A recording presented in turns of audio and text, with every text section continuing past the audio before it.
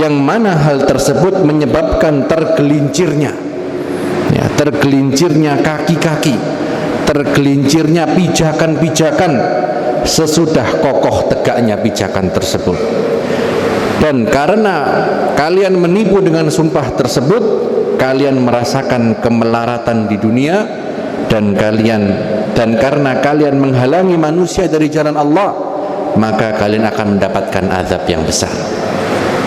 Jamaah yang dirahmati oleh Allah, kita bisa ambil dari ayat ini kelanjutan dari rangkaian ayat yang sebelumnya. Pada pertemuan terakhir kita membahas bagaimana Allah Subhanahu wa taala melarang kita untuk mengkhianati janji yang kita buat sendiri. Kalau menjadi seorang mukmin itu jangan mudah-mudahan menjanjikan sesuatu. Jangan gampang untuk menjanjikan orang lain sesuatu, apalagi yang kita tidak yakin bisa kita penuhi. Kenapa? Karena Allah Subhanahu wa taala, karena Nabi SAW menyebutkan di antara ciri orang yang munafik adalah kalau dia berjanji tidak ditepati. Lalu Allah Subhanahu wa taala mengingatkan, jangan kalian jadikan sumpah-sumpah kalian. Nah, jadi yang pertama itu adalah tahapan janji saja. Ya, insya Allah saya akan bayar hutang saya tanggal sekian bulan sekian misalkan. Saya akan lunasi tanggungan saya tanggal sekian bulan sekian. Saya akan selesaikan pekerjaan saya tanggal sekian bulan sekian. Tapi tidak ditepati janji tersebut. Yang lebih parah dari itu apa? Orang yang bersumpah. Karena Allah sebutkan di sini, wala tattakhidhu aimanakum, janganlah kalian jadikan sumpah-sumpah kalian. Yang mana kita tahu sumpah itu fungsinya apa? Untuk menunjukkan penegasan. Demi Allah, saya tidak melakukan ini. Demi Allah, saya tidak melakukan itu. Atau sumpah yang lain, ketika diberikan sebuah jabatan, bersumpah di hadapan kitab suci, bersumpah dengan nama Allah Subhanahu wa taala, bahwasanya benar-benar akan melaksanakan hal yang disumpahi tersebut. Maka Allah taala mengingatkan kita, wala tattakhidhu aimanakum dakhalan bainakum, janganlah kalian jadikan sumpah-sumpah kalian itu sebagai wasilah untuk menipu satu sama lain. Kenapa Allah menggarisbawahi satu sama lain? Karena kita membawa-bawa nama Tuhan, membawa-bawa sumpah dengan nama Allah Subhanahu wa taala untuk meyakinkan siapa? Meyakinkan Allah atau manusia? Meyakinkan manusia. Kenapa? Karena manusia tidak bisa mengerti isi hati kita. Apakah orang lain bisa tahu kita mau menipu? Orang lain bisa tahu kita mau korupsi? Nggak bisa. Karena tidak ada yang mengetahui isi hati seorang hamba kecuali Allah Subhanahu wa taala. Jangankan masalah sumpah, bahkan dalam sebuah episode jihad, salah seorang sahabat Nabi SAW mengejar seorang yang kafir. Tapi ketika hampir dapat untuk dibunuh orang kafir tersebut, orang kafir itu mengatakan la ilaha illallah Muhammadur Rasulullah. Ketika hampir dibunuh, dia mengatakan syahadat. Kalau kita di posisi sahabat itu, kita akan bunuh atau tidak? Mungkin kebanyakan dari kita akan berpikir, oh itu cuman lamis-lamis lambe aja Ustaz, yang sewu itu hanya pemanis bibir saja. Karena dia takut maka dia bersyahadat. Dan itulah yang dilakukan oleh sang sahabat itu. Dia merasa bahwa orang ini bersyahadat hanya karena takut, maka dia membunuh orang kafir tersebut. Tapi tahukah kita, ketika kasus itu dibawa ke Nabi SAW, beliau hanya mengulang-ulang sebuah ucapan, afa syaqaqta an qalbi, afa syaqaqta an qalbi, atau kama qala sallallahu alaihi wasallam, apakah engkau membelah dadanya? Apakah engkau sudah lihat isi hatinya? Begitulah Nabi Muhammad SAW mengajarkan kita itu tidak bisa tahu isi hati manusia. Oleh karena itu orang kalau ingin bersumpah, dia akan membawa nama-nama Tuhan. Demi Allah, demi Tuhan. bersumpah membawa nama Allah Subhanahu wa taala untuk mendapatkan keuntungan dunia. Dan Allah memperingatkan di sini, janganlah kalian jadikan sumpah-sumpah kalian itu untuk menipu satu sama lain, untuk mengambil harta satu sama lain dengan zalim. Karena apa? Mafsadatnya, kerusakannya tidak hanya berhenti pada orang yang kita tipu saja. Tapi apa kata Allah? Fatazilla qadamun ba'da thubutiha. Maka orang-orang yang mungkin sebelumnya itu sudah mau belajar tentang Islam, tertarik dengan agama Islam, tertarik dengan tauhid, tertarik dengan Al-Quran, karena melihat orang yang katanya Islam itu ternyata gampang menipu, sudah bersumpah pakai nama-nama Tuhan saja masih menipu ya, maka orang-orang pun karena melihat mereka yang disebut orang Islam itu mudah menipu dengan sumpah, mereka tidak mau mendekat dengan agama Islam. Dan tidak berhenti di situ, kata Allah, wa tadzuqus su'a bima sadattum an sabilillah. Dan karena kalian membuat orang berpaling dari agama Islam, kalian akan merasakan siksa yang pedih kelak di akhirat. Bima sadattum an sabilillah, karena kalian telah menghalangi manusia dari jalan Allah. Jamaah yang dirahmati oleh Allah Subhanahu wa taala, kita ya itu idealnya adalah menjadi orang yang baik dan mengajak pada kebaikan ya. Orang yang baik dan mengajak pada kebaikan. Kalau tidak bisa mengajak pada kebaikan, paling tidak kita jadi orang yang baik. Jangan sampai kita ini tidak bisa ngajak orang baik, kita sendiri jadi orang yang tidak baik. Ini yang kedua. Lalu yang ketiga, kalau ternyata ya kita masih lemah imannya, kita masih tergoda melakukan dosa sehingga kita berbuat buruk, jangan sampai kita menjadi orang yang mengajak orang lain untuk berbuat buruk. Kata Nabi SAW, kullu ummati mu'afa, kata Nabi, semua umatku akan diampuni dosanya kecuali satu golongan. Siapa itu? Illal mujahirin, kecuali mereka yang berbuat dosa secara terang-terangan. Maka kalau kita belum bisa berbuat baik, masih banyak berbuat buruk, jangan sampai kita mengajak orang untuk ikut berbuat buruk. Seburuk-buruk manusia adalah dia yang berbuat buruk, tidak malu berbuat buruk, terang-terangan berbuat buruk, dan mengajak orang lain untuk berbuat buruk. Yang seperti inilah yang kata Nabi SAW tidak akan diampuni dosanya. Kenapa? Karena dia sudah terang-terangan ya, tidak malu lagi mengajak hamba-hamba Allah untuk bermaksiat kepada Allah Subhanahu wa taala. Lalu Allah tutup dengan ancaman walakum adzabun azim, dan kalian akan mendapatkan azab yang dahsyat. Kenapa? Karena keburukan kalian menjadi sebab orang lain berpaling dari kebaikan. Mungkin kita harus introspeksi bagaimana hidup kita selama ini. Kalau kita bukan orang yang bisa ngajak orang lain baik, paling tidak kita usahakan kita sendiri sudah bisa menjadi orang yang baik. Kalau kita belum bisa menjadi orang yang baik, jangan sampai kita ngajak orang untuk melakukan hal yang tidak baik. Karena melakukan hal yang tidak baik itu dosa, mengajak orang lain berbuat tidak baik juga dosa. Bahkan naudzubillah min dzalik, orang yang mencontohkan keburukan lalu dicontoh oleh orang lain bisa menjadi yang namanya dosa jariyah. Ada pahala jariyah, ada juga dosa jariyah. Kata Nabi SAW, man sanna fil islami sunnatan hasanah, barang siapa yang mencontohkan satu perbuatan baik, kana lahu mithlu ajri man amila biha, maka dia akan mendapatkan pahala orang yang mengikuti perbuatan baiknya dan tidak dikurangi pahalanya sedikit pun.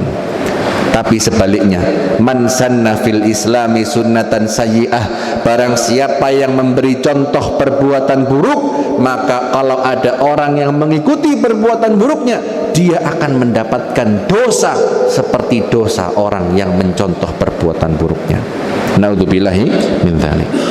Dan Allah menyebutkan dalam ayat yang berikutnya, وَلَا تَشْتَرُوا بِعَهْدِ اللَّهِ ثَمَنًا قَلِيلًا إِنَّمَا عِندَ اللَّهِ هُوَ خَيْرٌ لَكُمْ إِن كُنتُمْ تَعْلَمُونَ.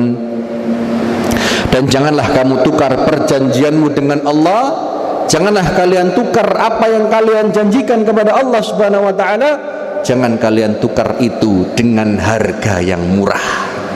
Masya Allah, Allah Subhanahu wa ta'ala mengumpamakan interaksi kita dengan Allah, hubungan kita dengan Allah itu seperti jual beli. Sebagaimana Allah sebutkan dalam ayat tentang jihad, innallaha ashtara minal mu'minina anfusahum wa amwalahum bi anna lahumul jannah. Sungguh Allah Subhanahu wa ta'ala telah membeli dari orang-orang beriman apa? Harta dan jiwa mereka. Untuk bayarannya apa? Bi anna lahumul jannah, mereka akan mendapatkan surga. Maka Allah Subhanahu wa taala seakan mengingatkan kita, kalian kalau jual beli itu cari yang untung atau rugi? Pasti cari yang untung. Cari yang untungnya banyak atau untungnya sedikit? Pasti yang untungnya banyak. Ya. Lalu kenapa kita memiliki sesuatu yang berharga dengan Allah Subhanahu wa taala? Keimanan kita, kesolehan kita, ketakwaan kita, janji-janji kita. Janganlah kita tukar dengan harga yang murah. Wala tashtaru bi'ahdillahi thamanan qalila. Jangan kalian tukar perjanjianmu dengan Allah itu dengan harga yang murah. Karena kalau balasannya, kalau dibeli masih dengan dunia, itu masih harga yang murah. Thamanan qalila. Kata Allah Subhanahu wa taala, innama hadhil hayatud dunya la'ibun wa lahu. Kehidupan dunia itu hanya permainan dan senda gurau. Maka sebagai seorang mukmin visioner, Pak, kita ingin mendapatkan harga yang paling mahal untuk barang dagangan kita, dan harga yang layak itu hanya surga. Lalu Allah mengingatkan, innama 'indallahi huwa khairul lakum in kuntum ta'lamun. Yang ada di sisi Allah Subhanahu wa taala itulah yang lebih baik bagi kalian apabila kalian mengetahui. Kira-kira manusia tahu atau tidak? Ya. Apakah manusia tahu bahwa surga itu lebih berharga dari dunia? Manusia tahu.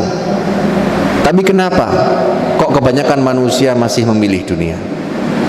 Kenapa Allah Subhanahu wa taala menggunakan ungkapan in kuntum ta'lamun? Ya, karena tahu saja itu tidak cukup. Ya. Dalam sebuah ungkapan disebutkan hatafal ilmul amal, ilmu itu memanggil-manggil amalan. Fa in istajaba wa illartahal. Kalau amalan mengikuti ilmu, maka itulah tujuan akhirnya. Tapi kalau amal tidak menjawab ilmu, maka ilmu itu seakan-akan tidak ada gunanya. Betapa banyak orang yang tahu kebaikan dan keburukan, betapa banyak orang yang tahu ganjaran nikmat surga, tapi betapa banyak manusia yang masih memilih dunia dibandingkan surga. Betapa banyak orang yang menjual janji-janji dengan murah, betapa banyak orang yang menjual nama Allah Subhanahu wa taala dengan murah untuk mendapatkan kebahagiaan di dunia saja. Lalu Allah Ta'ala melanjutkan, ma 'indakum yanfadu wa ma 'indallahi baqa wa lanajziyanna alladhina sabaru ajrahum bi ahsani ma kanu ya'malun. Masya Allah. Allah Ta'ala berfirman, ma 'indakum yanfad, yang ada di sisi kalian akan lenyap.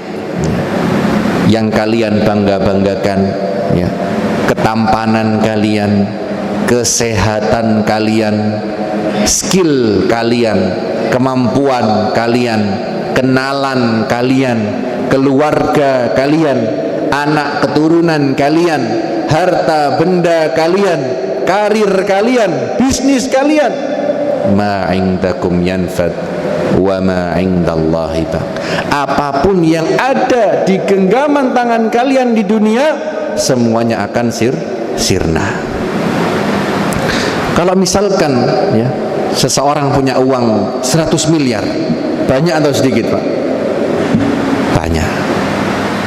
Tapi kalau misalkan dia ditipu, lalu hilang 100 miliarnya, atau dia kena denda harus membayar dengan ratusan miliar, atau dia kena penyakit biaya pengobatannya ratusan miliar, maka 100 miliar itu sedikit atau banyak?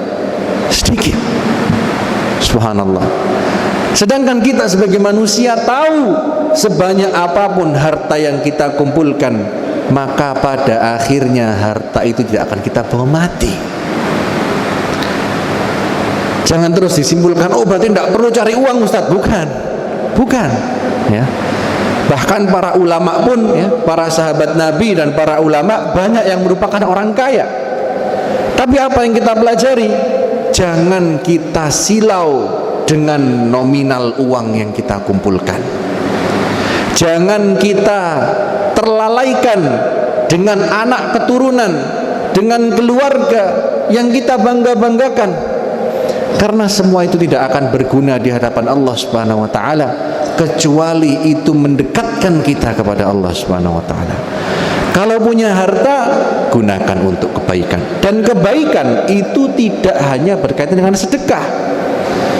Betul, sedekah itu ya, kata Nabi sallallahu alaihi wasallam, inna shadaqata tudfi'ul khati'ah. Sedekah itu menghapuskan dosa sebagaimana air itu memadamkan api. Atau kama qala sallallahu alaihi wasallam. Sedekah itu baik ya, tapi jangan sampai kita membatasi kebaikan itu hanya pada sedekah. Kita menjalankan kegiatan usaha, kita memberikan hak partner kita dengan sebaik mungkin, kita memberikan bayaran yang layak pada tim kita, kita memberikan bonus untuk mereka, nafkahnya untuk keluarga mereka, nafkah yang halal itu pahalanya begitu besar. Bahkan kata Nabi SAW dalam sebuah riwayat, infak yang paling utama adalah infak untuk keluargamu sendiri ya. Maka kalau kita bisa menjadi sebab orang dapat memberi nafkah pada keluarganya, itu ya, yang akan menjadi tabungan pahala kita kelak di akhirat. Jadi jangan sampai kita membatasi kebaikan itu hanya berupa hal-hal yang berkaitan dengan tabarruk, berkaitan dengan sedekah, dengan infak. Kita bermuamalah dengan baik ya, dengan karyawan kita, dengan atasan kita, dengan partner bisnis kita, itu juga merupakan kebaikan ya. Dan kita harus ingat, untuk apa kita tahan-tahan hak orang lain di dunia? Kata Nabi SAW, adzulmu dulumatun yaumal qiyamah. Kezaliman itu adalah kegelapan kelak pada hari kiamat. Kalau memang itu hak orang lain, kita tunaikan hak tersebut.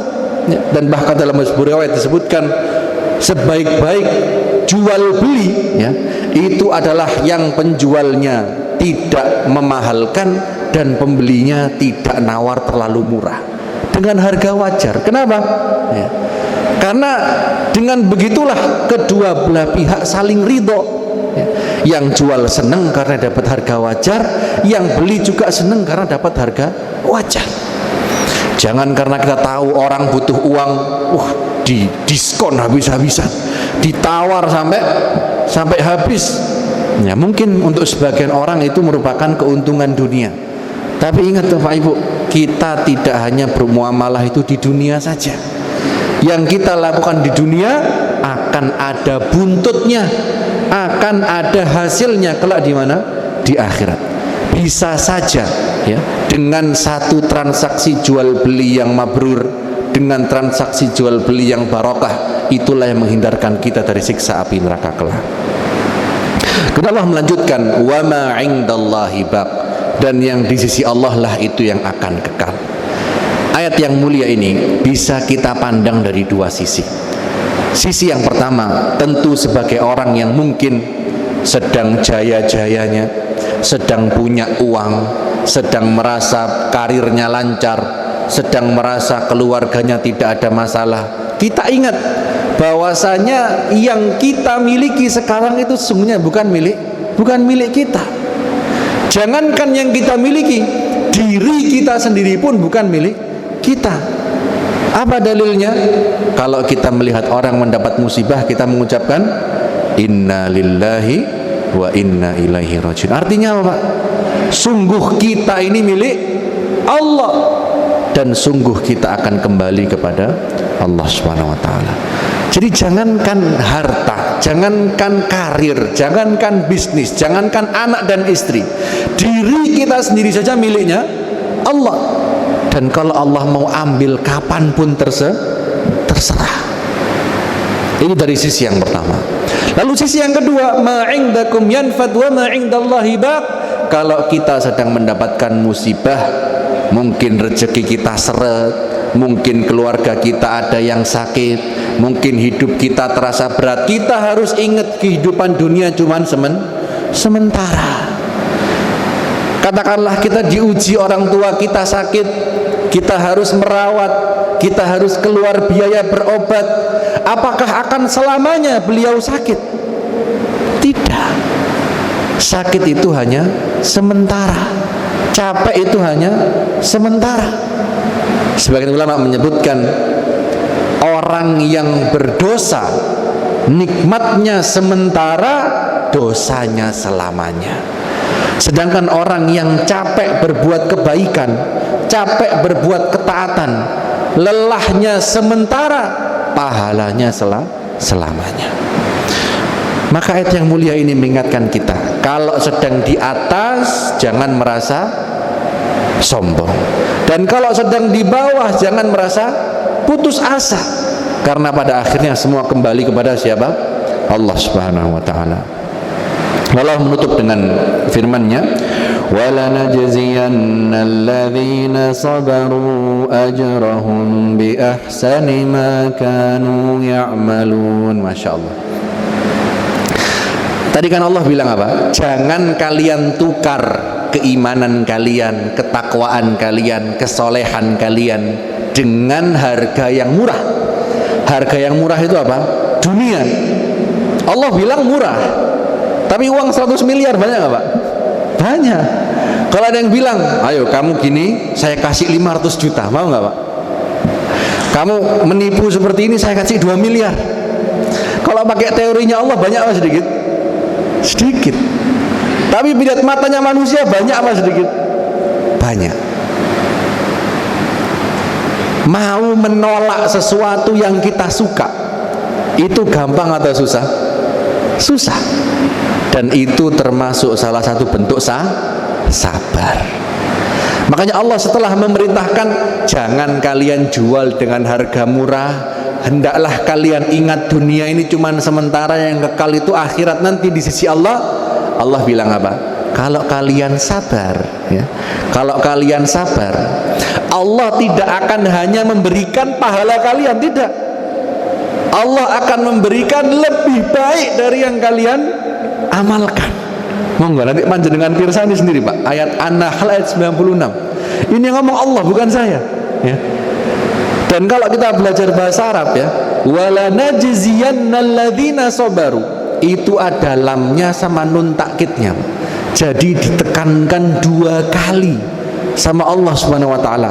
Sungguh benar-benar akan kami balas, akan kami berikan pahalanya untuk orang-orang yang sabar, yang ditawari uang banyak, yang ditawari tahta, yang ditawari jabatan, yang menolak, mereka lah yang akan kami balas dengan balasan yang lebih baik.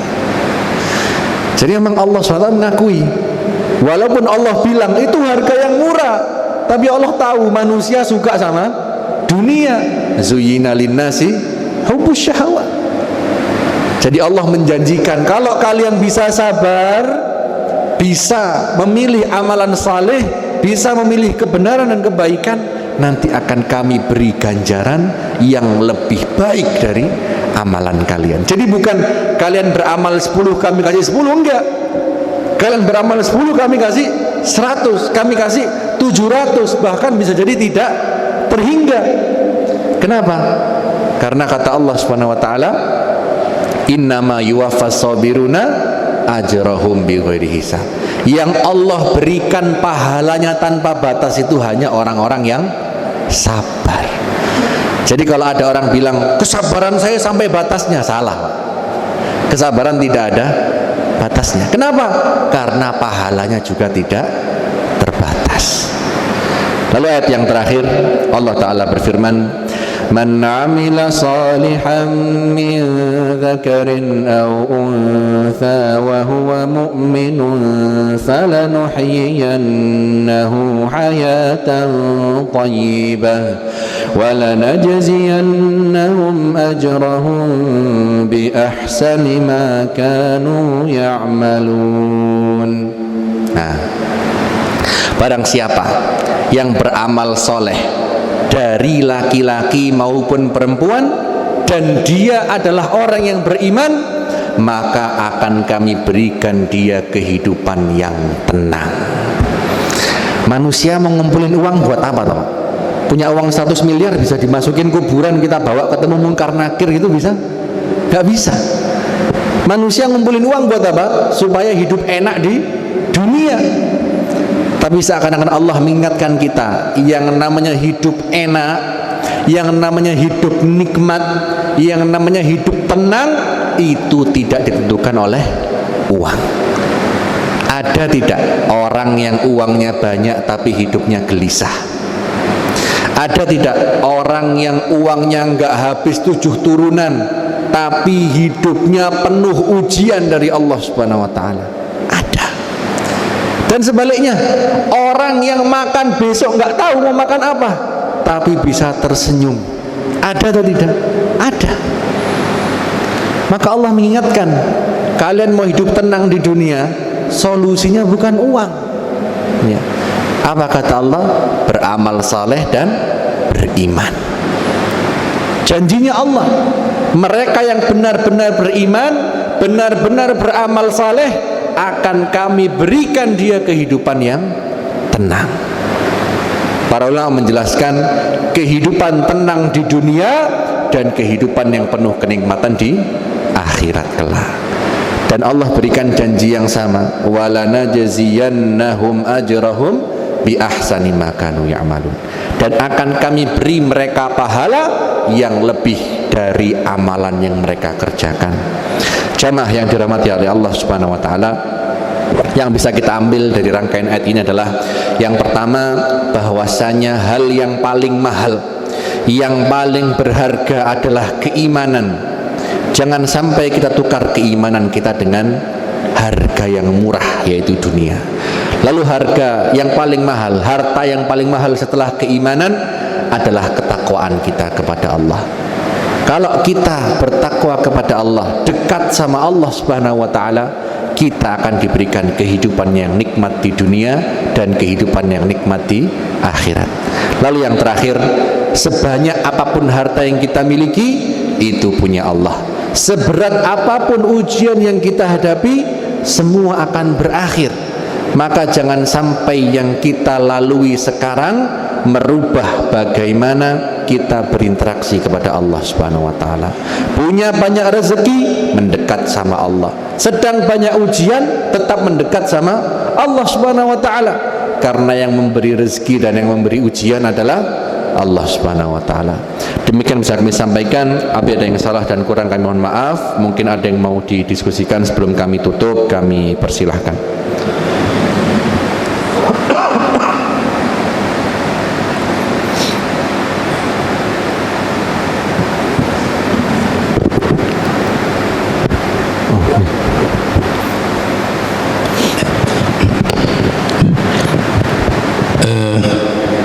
Assalamualaikum Ustaz. Waalaikumsalam. Sepertinya kita sosial ini agak susah ya. Untuk ibadah yang ritual itu kan gampang, sementara sosialnya susah. Sampai-sampai ada orang kalau mau pemainnya ditawari atau diajak ke sini kemudian tidak bisa, jawabannya insya Allah dulu. Insya Allah besok kita ke sana ya. Insya Allah. Tapi ternyata memang itu betul-betul penolakan sebenarnya. Gimana kita konsisten dengan ritual, antara ritual dan sosialnya ini bagaimana ya? Terima kasih. Ya, bismillah, alhamdulillah. Yang pertanyaan bagus ya. Yang perlu kita sadari bahwasanya kita itu tidak bisa mengendalikan perbuatan orang lain. Yang bisa kita kendalikan itu adalah pikiran kita, ucapan kita, dan tindakan kita. Dan alhamdulillahnya ya, Allah Subhanahu wa taala itu menghisap kita kelak ya, menghitung amalan kita kelak itu tidak ada kaitannya dengan orang lain. Maksudnya gimana? Allah Ta'ala berfirman, wala taziru waziratun wizra ukhra. Seorang yang berdosa tidak akan menanggung dosa orang lain. Wa allaisa lil insani illa ma sa'a. Dan seorang manusia tidak akan mendapatkan kecuali yang dia usahakan sendiri. Bahkan ya, Kanjeng Nabi ya sallallahu alaihi wasallam waktu berdakwah ke orang kafir, lalu orang kafir nggak mau percaya, awal-awal itu beliau sedih, Pak. Kan namanya Kanjeng Nabi Muhammad sallallahu alaihi wasallam itu kan cinta sama umatnya ya. Nah, terus beliau itu kersonya kalau bisa semua orang apa? Beriman. Bisa enggak tapi seperti itu? Nggak bisa. Ya. Bahkan Allah bilang di ayat sebelum ini tadi, walau sya'allahu la ja'ala ummatan la ja'alan nasa ummatan wahida. Kalau Allah berkehendak akan dijadikan semua orang beriman. Ya. Tapi enggak bisa. Nabi pun sedih dan Allah bilang apa? Wala yahzunka kufruhum. Janganlah keberpalingan mereka itu membuatmu sedih. Ya. Jadi Nabi pun dilarang untuk apa? Sedih. Ya. Dan Nabi dibilang apa? In 'alaika illal bala, engkau tidak punya tanggung jawab kecuali hanya menyampaikan. Dan tentu Nabi Shallallahu Alaihi Wasallam memberi kita contoh menyampaikan dengan terbaik. Ya. Maka ya, yang perlu kita sadari tadi, satu, kita itu bertanggung jawab atas diri kita sendiri. Ya. Dua, untuk orang lain kita itu bertanggung jawab apa? Berusaha mengajak, berusaha ya agar orang lain itu mengerti. Nah, kalau kita sudah berusaha orang lain berpaling, apakah itu tanggungan kita atau bukan? Bukan. Tapi kalau kita berubah karena perlakuan orang lain berubah, ini yang kurang tepat. Maksudnya gimana? Kalau misalkan ya kita nggak cocok sama orang, ya, katakanlah ya dia menipu kita. Kita ada transaksi barang 100 juta untuk 100 barang misalkan, tapi dia cuma ngasih barangnya 90. Wah, kita debat apa, dia nggak mau ngaku. Akhirnya kita ada transaksi berikutnya, kita sepakat ya 200 barang untuk 200 juta. Boleh nggak kita bilang ya sudah, saya akan cuman bayar 150 juta saja karena dia sudah menipu? Nggak boleh ya. Karena apa? Jangan sampai perbuatan dolim orang lain menjadikan kita juga berbuat dolim. Jangan sampai kebencianmu pada suatu kaum membuatmu berlaku dolim. Ya. Tetap kita harus berbuat apa? Adil. Orang lain berbuat buruk, kita tetap berbuat baik. Tapi tetap ya ada batasannya. Maksudnya seperti apa? Kalau tadi kita sudah kena tipu ya 10%. Nah, lebih baik kalau berikutnya jangan apa? Jangan kerjasama begitu. Jangan terus kita, yus nggak apa-apa, kita maafkan lah. Nah, jangan. Tetap kita harus punya apa? Batasan. Tapi kalau seperti tadi yang disebutkan, kita ngajak orang yang mau nolak sungkan, tapi yes, insya Allah ya nggak apa-apa. itu. Ya next time kita ajak lagi. Atau mungkin beliau nggak berkenan diajak langsung, kita kirim WA misalkan. Jadi kita pikir ya kira-kira bagaimana baiknya. Kalau misalkan orangnya belum kerso, ya kita doakan saja. Ya. Karena itu kan di luar kapabilitas kita untuk mengatur orang lain gitu. Orang lain mau berbuat A, B, C, D itu hak mereka. Bukan hak itu maksudnya baik lah, tapi itu hal yang bisa mereka lakukan sendiri. Sedangkan kita cuma bisa mengontrol siapa? Diri kita sendiri. Ngeten nggih, Pak? Insyaallah. Wallahu taala a'lam. Ya, cukup mungkin. Kita tutup dengan doa kafaratul majlis. Subhanakallahumma bihamdika asyhadu an la ilaha illa anta astaghfiruka wa atubu ilaik. Wassalamualaikum warahmatullahi wabarakatuh.